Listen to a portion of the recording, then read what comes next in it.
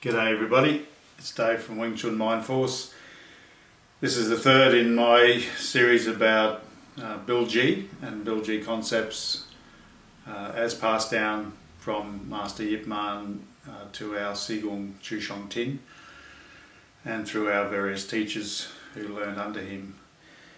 So the last two sessions I read from what SIGUNG says in his book of Wing Chun Volume 1 about Bil Jee, and the video before this, number 2, I talked about twisting the spine, staying soft and relaxed, finding a center point rather than a whole line, like twisting around a center point, about moving from the clavicles, what's called the sternoclavicle notch. So today I'm going to talk about a couple of other really important concepts.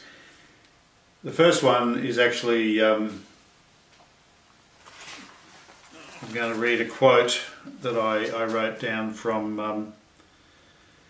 a video from 1997-98 of SIGUNG holding a conference at HCH Wing Chun, which was the school I went to after I spent a year with the International Wing Chun Academy, and then had a break for a couple of months, and then I went to Susanna Ho, Sifu Susanna, at HCH Wing Chun in about late 98, and I missed that conference personally, but the video is really good, and Susanna's doing the translating for SIGUNG.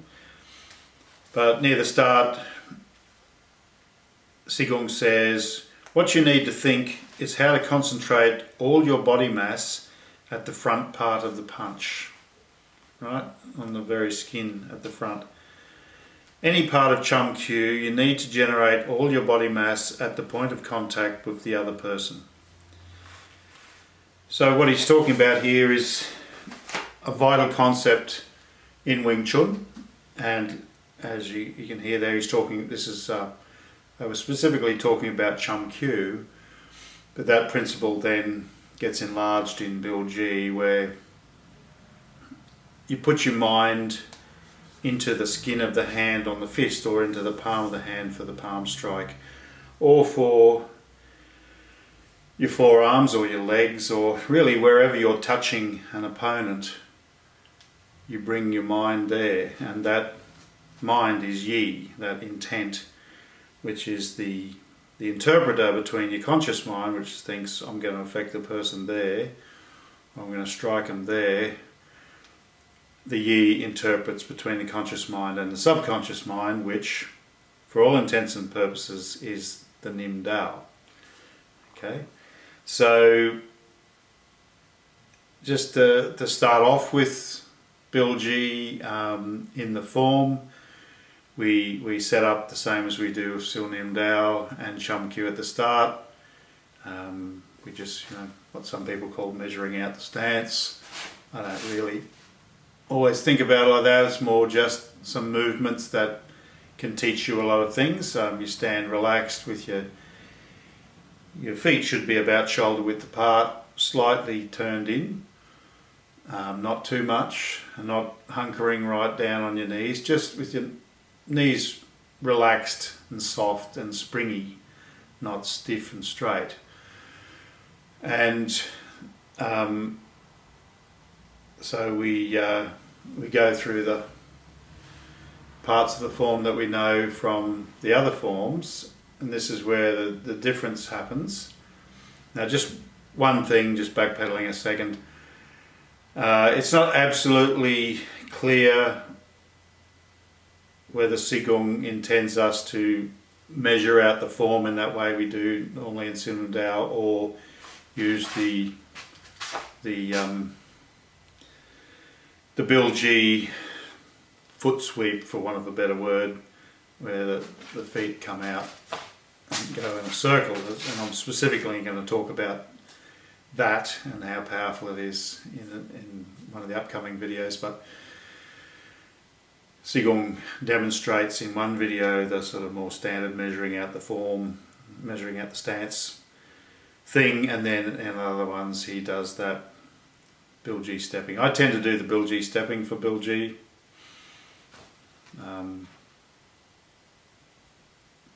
Yeah, just because it's important. All right, so yeah, actually now I think about it, that's the only time it's done in the form, so it is that must be the way to do it, because you can't leave that bit out.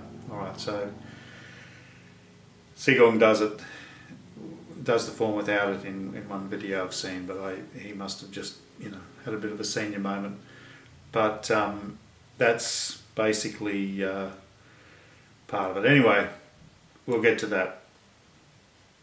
Today I just want to cover two initial things we do. So it comes out like a punch. Remember, in Wing Chun we don't really think attack, we don't think fighting when we're doing the forms. You're just moving your fist, and my mind's in the skin of the fist, and then I open the hand. So that movement there, right, looks pretty simple, doesn't it? Okay, but it's not turning the wrist, it's just the fingers roll out. So this stays absolutely still, as we do in Sunim Dao, keeping the body absolutely still. Here we're bringing the mind up into the hand and the fingertips and the palm. So that just opens up, and when I've got somebody to give me a bit of resistance, I'll demonstrate just sort of how to put your mind into the fingertips and just move them. So that's what happens next, is that the fingers come out straight, and I might as well address this now. People tend to think, well, yeah, but you couldn't possibly attack like that because fingers are soft, fingers are weak. But that's the thing. Normally they are, but they're not in a creature that's being controlled by a subconscious mind, which is what a Wing Chun expert becomes. Now, this is something I'm still, working on. I've heard great things about what SIGUNG could do, like touch somebody, and it felt like they were pierced by a long needle. Chi literally was just coming out of the fingers. His mind, subconscious mind, was putting out this force. When he touched them, it sort of penetrated them without him really seeming to move. And I have experienced something like that with a very senior practitioner. But for us mere mortals, the whole idea is the same as with the punch.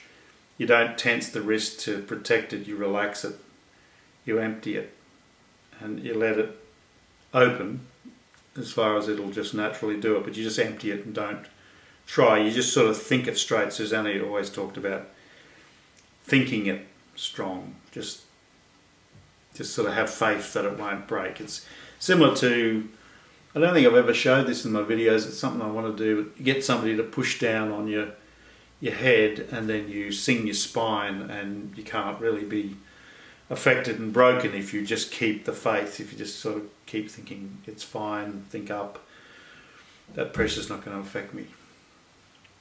That's another video. Anyway, this finger striking is not weak.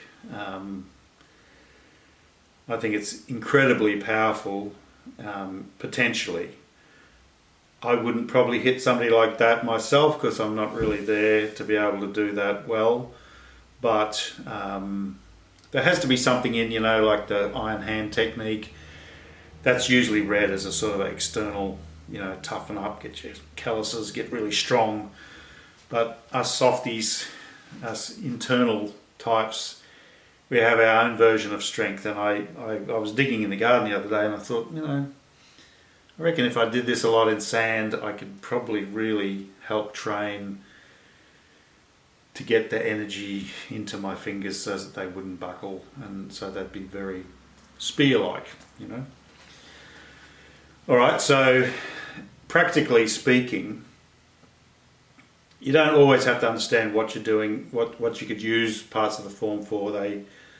I believe the forms will reveal themselves when they're ready. That's what the subconscious mind does. It's sort of really super smart, and it's teaching you, and it'll reveal things to you when it's ready. So the main thing to do is to put your mind in the fingertips and not in the wrist. So you don't sort of turn from the wrist, if you can understand what I mean. You don't think I'm turning from there, because especially if somebody's resisting you, you sort of like this, and you'll see it start to go offline. What you want is for this to be empty, and it just turns the same as we turn the other joints when they're empty. We can't be stopped. You know, somebody can trap me here. If I try to push them away, I'm absolutely stuffed. But if I just sung, just relax, get in a state of sung, and just move as if there's no one there, then my joints just turn easily and they can't stop me doing it. The same with this. You put your mind in the fingertips and you move the fingertips, not the wrist. You just move. So I'll demonstrate, but that's the theory of it. That's the idea, is that this stays really still and you just feel the tips of your fingers. And I touch things.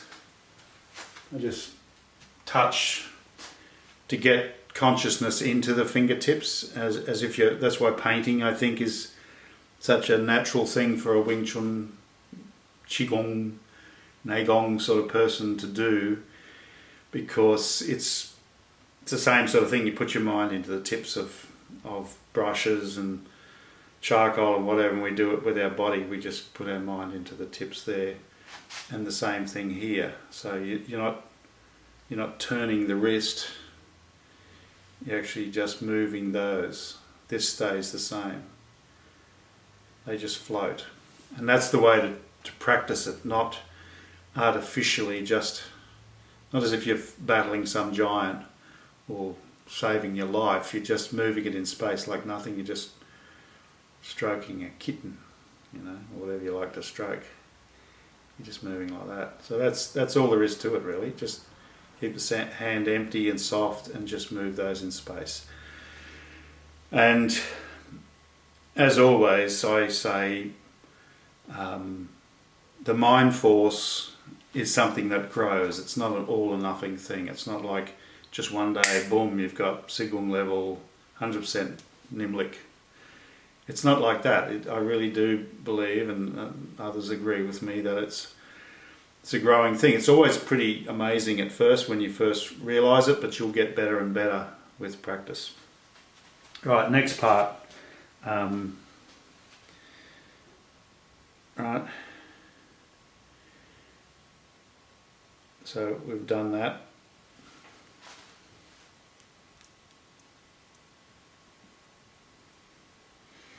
So we just roll around as we normally do.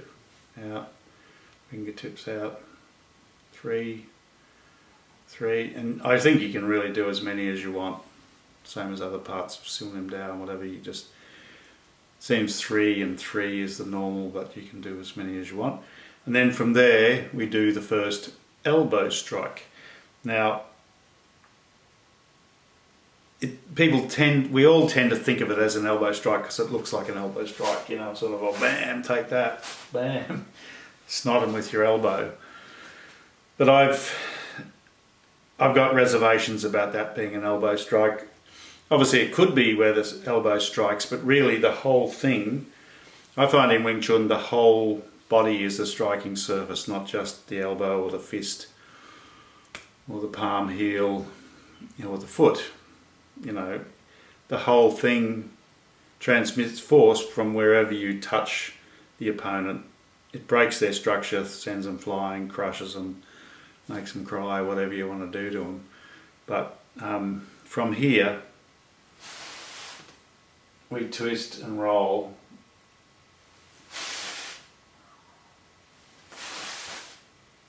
So you want to be really soft and effortless and floating above your centre.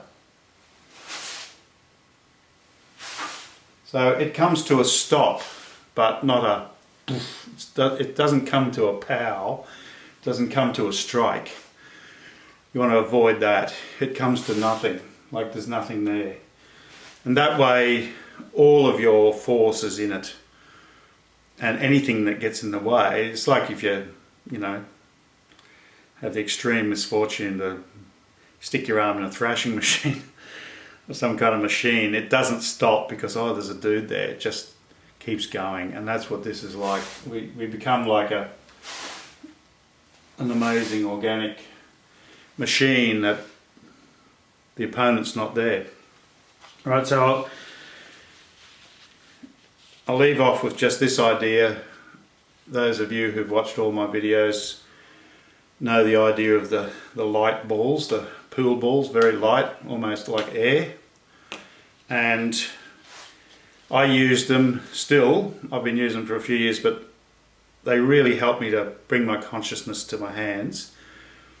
And when I'm practicing the forms, I sometimes do the forms with the balls in the hands. And I find with Bil Jee, with this movement,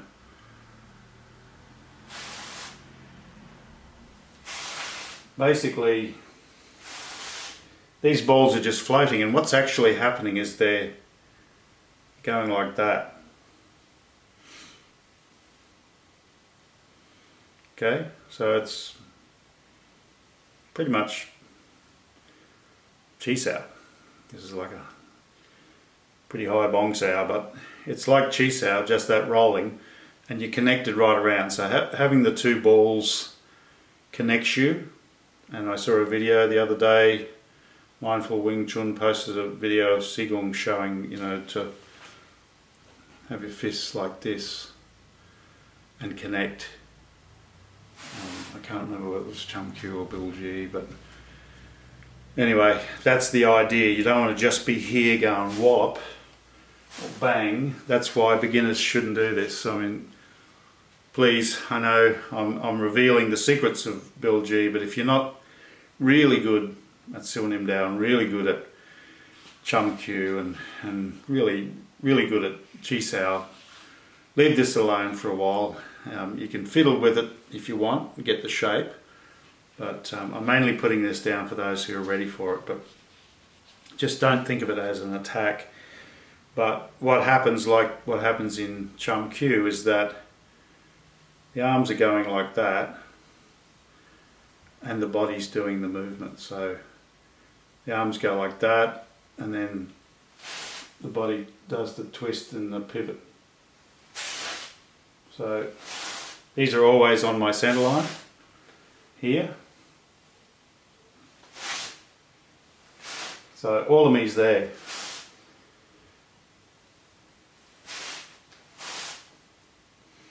You know, and you don't have to be rigid. You can bring it low, bring it high. Sometimes it seems like people come around like that. I always look at the very top people, what they do, and think, okay, but I don't think that when I see them on a video, especially that's set in stone, if I was their student, I'd see them doing all the variations that might happen, and I'd realise, okay, these are principles that there's a bit of leeway in them. It's like SIGUNG stressed a few times, that is in stuff I've read and watched, that people say, you know, the fist has to travel perfectly along the centre from the middle of the sternum, for instance, but it could come up like that or down like that. It's good to preserve the right movements and shapes, but with time and with your practice you can fiddle around a bit. So hopefully that helped. If you haven't tried the balls yet, go back through my videos, you'll see training aids. It's very interesting stuff, and this has helped me a lot, but some people reject it. It's too, I don't know, creative for them. So if that's the way you feel, that's cool. Other people find their own way around stuff. So I'll leave it at that. See you next week, and we'll go further into what's happening in Bil Jee. See ya.